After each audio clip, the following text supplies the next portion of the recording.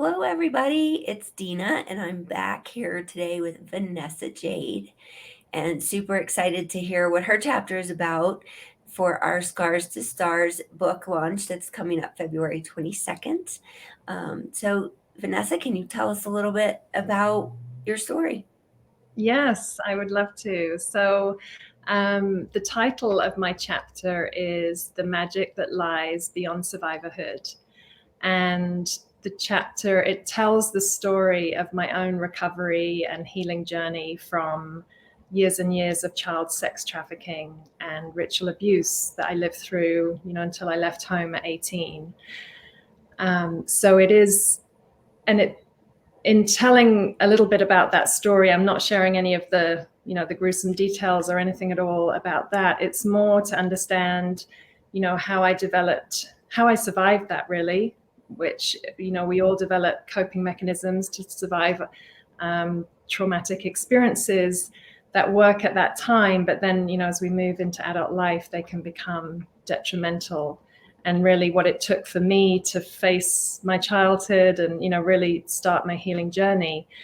And then really the message that I want to convey in my chapter is that whatever we've lived through, and I don't think there's a human who has not lived through some kind of challenge or trauma, that, when we find the courage to really heal and really get support and do that hard work, on the other side, when we get through that and we stand up in our strength and our courage around what's happened to us, that we can discover actually there was some sort of bigger purpose to it, and that there are certain, gifts and virtues that we developed by living through what might have been horrific, but that they're inside of us.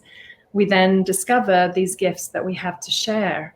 And so that's what I do in the world. I help people on that journey. And so I'm really passionate about helping people to be empowered, once they've got through their healing journey, that really they have a lot to share and a lot to bring to others. That is so true and so well said. And I think that all of our chapters kind of do that in a Yeah. very different way, because all of our experiences have been very different, but it's kind of the same outcome because we've all learned to heal and use those scars to help others find their way or to Yes. help us succeed in finding our purpose in life, all of those things. So, very well said. Yeah. And I think that, most of us, we want to make a difference in the world, or we want to stand up against what happened to us. And when we try to do that sort of from an unhealed place, it's not that effective, because we don't have a lot of power in that place. And so, when we find that courage to move through the journey of healing, we can have that power to really make an impact. And that's what I'm hearing from all the other participants in this project. That's what everyone is doing, and it's really amazing. Yeah, I'm so excited. When I met you, Vanessa, I was probably in the unhealed place that you're talking about, and I was trying to talk about what I'm doing, but it wasn't going so well. And so it's taken me almost 2 years to get to this place. And Yeah. it is very different, and it's really hard to explain to someone who has not gone through that journey. Yeah. So when you are, you know, after 23 years of silence, me talking about something that was so hard, it's like you have to do it for a while to get Yeah. there. So sometimes you have to be patient with yourself and your journey, Oh, get yeah. to that place.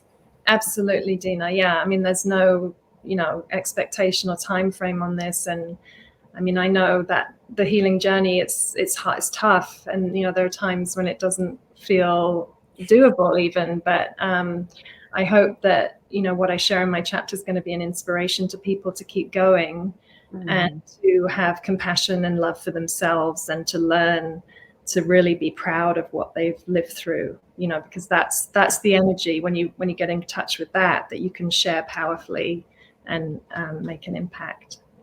So true. Thank you for sharing that. I don't think we've talked about that specific thing on any of these interviews, so that's really Mhm. powerful.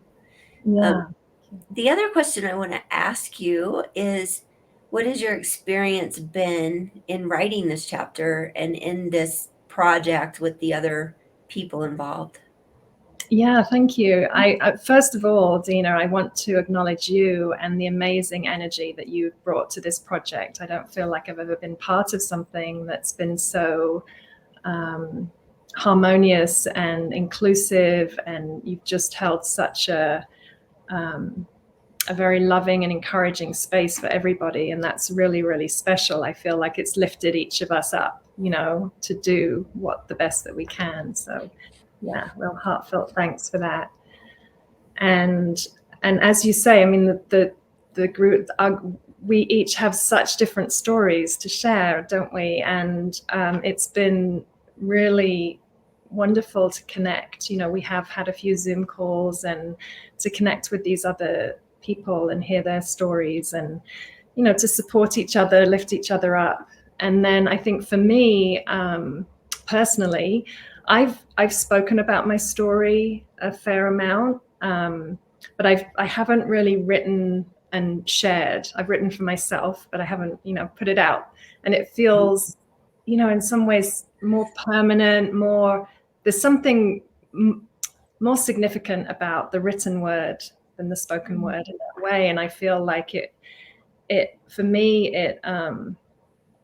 it was pushing me to sort of really be precise with what I wanted to share and how, um, and it was emotional. It brings up emotions, doesn't it, to go through that process. And so to just go through that for myself, and then it actually really helped me to hone in on what I do actually, how I want to share, the stars part of the journey, and what my messages are. So it was a really valuable experience, and definitely, I feel empowered by it. Absolutely. I think it's a really important part of our journey, isn't it, at some point, to have a way to share our story. Yes, it is. It is very much. And I was just sharing with Vanessa that since I created the Realize Foundation, we've had a way for people to go on our website and share their story with us.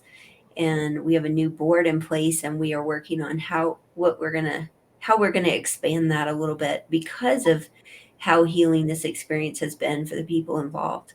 And if you don't know, all of the proceeds from this book are going to go to the Realize Foundation. And what that is all about suicide prevention, but in a very different way. It's more about conversation and community through personal story, and how we can connect, have human connections and human support in our life that can help us overcome these things. I just feel like there's thousands of organizations that have been trying to prevent suicide for decades, and although they do great work, it's not reducing the statistics. They keep growing, and we have to do something different.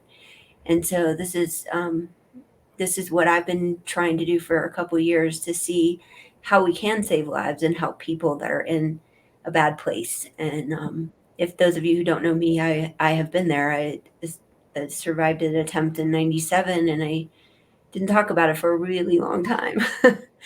So it's a very personal thing for me, and it is my life's mission now. I closed my former business, and this is all I'm focusing on. So Mm. we're excited to have this conversation with you today, Vanessa, and excited about this book launch, which I'm going to put up a graphic in a minute at the end of the video so you guys can read more about the book launch. It's going to be a virtual event on February 22nd at 9 a.m. Mountain Standard Time.